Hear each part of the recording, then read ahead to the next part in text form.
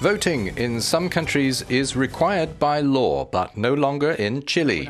For the first time, people may vote if they want to. Among other changes, in this Sunday's election to choose a new president, most of the candidates are campaigning for reform of the constitution that was written under the dictator Augusto Pinochet. Candidates Michelle Bachelet and Evelyn Matthei are opposites. Mathei's father was the top Air Force general in the junta that ejected democratically elected civilian President Salvador Allende in 1973.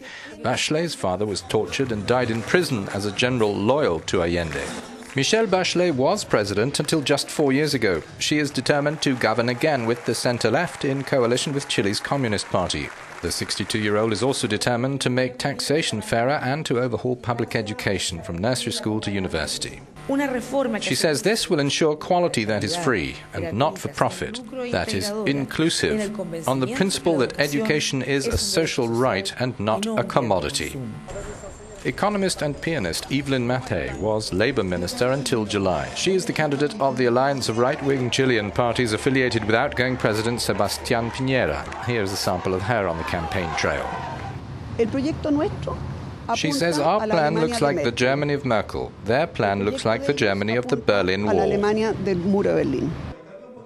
Mathei proposes continuing with market-oriented neoliberal economic policies that favour big companies and which have permitted around 6% growth, though that's now closer to 4%, and kept unemployment nominally low.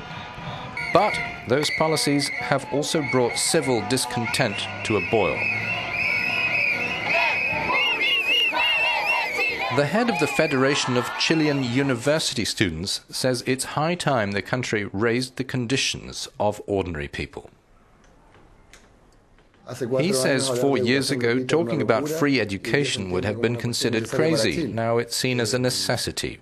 We got very used to the idea that private industry was the most efficient way, that profits were the motor of all human activity, and that the state had to take a secondary role. After years of us mobilizing, it's understood that there are areas in life where business must be eradicated.